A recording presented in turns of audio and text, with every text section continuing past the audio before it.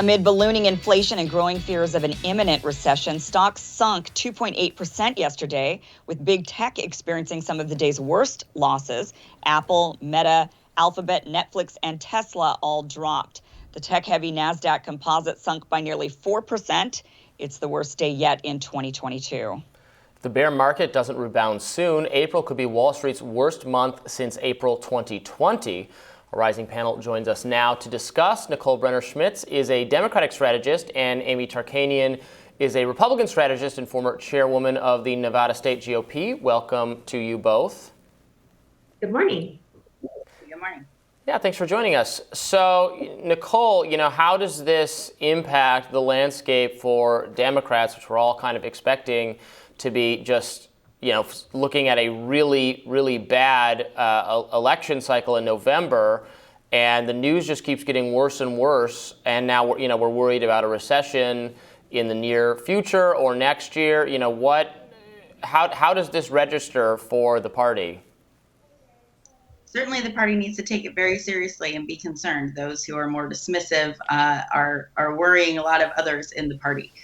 This is something the Democrats need to realize is top of mind for Americans. Inflation is their number one issue. Concerns about everything costing more is certainly at the top of voters' minds, and something the Democrats need to be taking a proactive approach about. We're seeing some different piecemeal pieces of legislation move. Senators Maggie Hassan and Mark Kelly introducing a federal gas tax pause.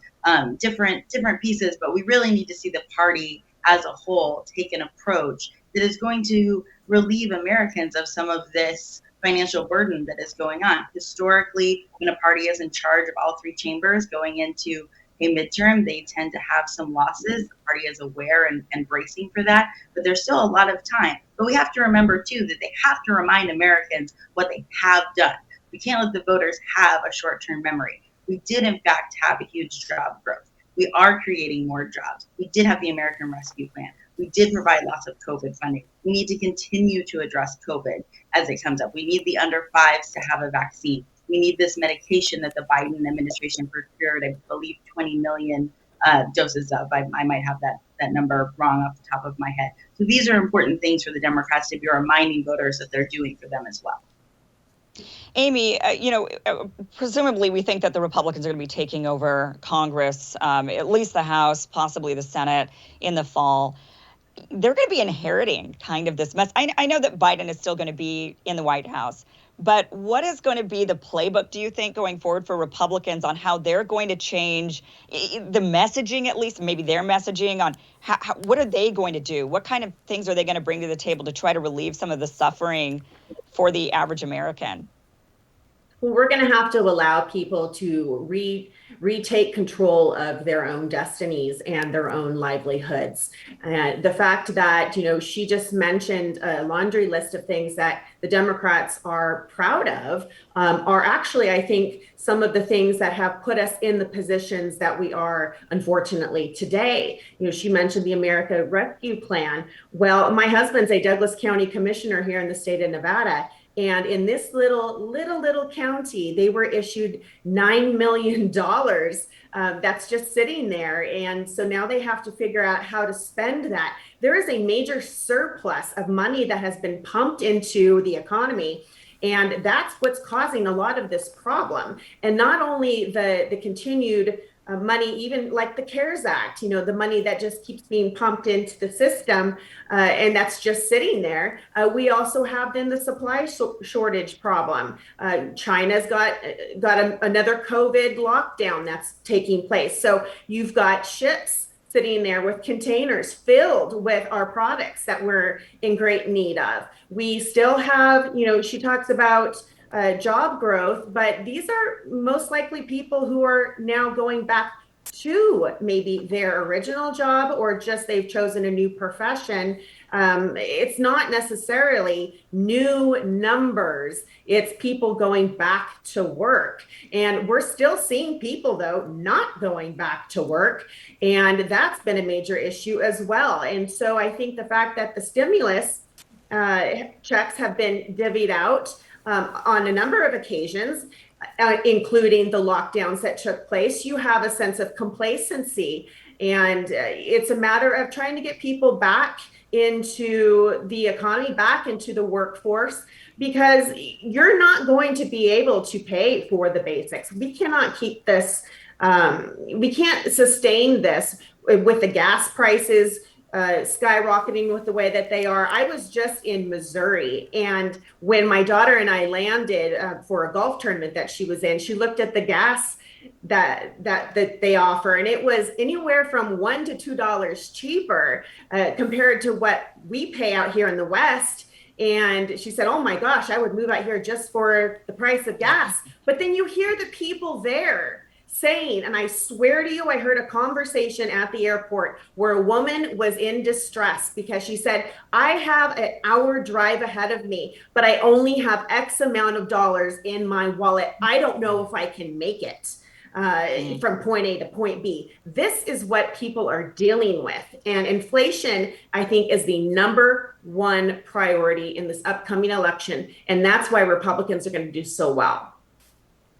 Yeah, and Nicole, there's this perception, fair or not, there's a perception that the Biden administration just doesn't get how difficult this is for working people to afford gas, to afford other things. I think we have a clip of Jen Psaki kind of, right, Kim, you were going to play that or call for it to be played? Well, we have the clip of Jen Psaki walking away from this important question about low-income Americans. Yeah, let's run back that. tomorrow first thing. Thank you so much, everyone. Jen, Americans continue to suffer from high gas prices, especially low-income Americans, Jen. Yeah, and to be fair, she's taken questions about it in the past, but there is this perception that the administration just doesn't understand. You see tweets from wealthy Hollywood Democrats, being like, "Oh, well, I would, gladly pay more in gas to help Ukraine," which is fine sentiment, but not something relatable to working people. How do you respond to that? I think this is something the Democrats are facing right now, is talking about Biden's strength. One of his big strengths in the 2020 election was he's the empathizer in chief, right? This is something that they've leaned on in this in their campaign and in this administration, and it's not quite translating right now. You're right. This is a perception, I think, somewhat unfair. I think that the administration is taking seriously what's going on with working people, but certainly having mega millionaires come out and say that they'll happily pay this to cover the war in Ukraine is not what everyday Americans are necessarily feeling. People are concerned about their own pocketbooks. But, referencing back to things like the supply chain, that it is an issue, which is why I think the Biden administration has made clear that it's really important to have manufacturing happening in the United States again. Let's have some good union jobs in what we refer to as the Rust Belt. I know Senator Sherrod Brown doesn't want us saying that anymore. Let's build back into America and make sure that we're creating things here. And these are good jobs. It's not just about job numbers. I agree. It's about what kind of jobs are these? Are these jobs that you can have a decent wage, decent health care, and raise your family with your kids going to good schools and be safe in your communities? That's what Americans want and care about, and that's what Democrats have to demonstrate that they are delivering. Amy, just real quickly, Republicans have historically been pretty hawkish against the wars and pro-war. And in this case, we do know that a lot of the sanctions against Russia and also the shipment of many weapons over to Ukraine, that this is very costly. And one of the things one of the ramifications of these sanctions and this prolonged war is not being able to get things like wheat and chicken. And that's going to be a real big problem. So do you think the messaging from Republicans, if they were to take office this fall, are they going to be still pro sending more weapons and signing off on that? Or do you think they're going to be saying, hey, we need to actually ramp this down, negotiate, get out of this, maybe drop some of these sanctions because they're only hurting Americans, not so much hurting Russians? Or do you think they're going to be like, oh, no, let's just keep this going. And now it's started, so we got to keep going?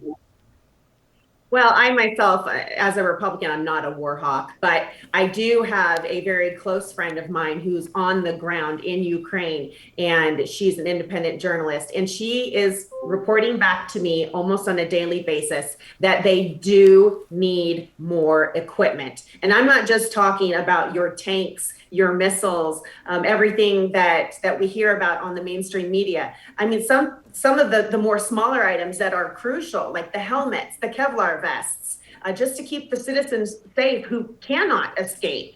Maybe due to finances or because they're elderly or incapacitated.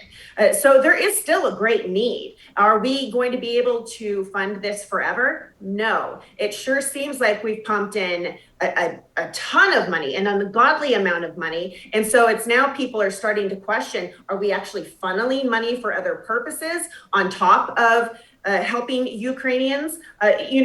Who knows at this point, but I think we're doing the right thing at this moment. And when Republicans do take back the House, I think then we can reassess and see how much headway Ukraine has made at that point, and hopefully discuss with our NATO allies and go from there. Yeah. Well, Nicole and Amy, thank you so much for joining us. We really appreciate it. Thank you. Thank you. Coming up, Morning Consult has new polling out on Elon Musk's Twitter takeover. Reporter Chris Teal will join us for that. Stick around.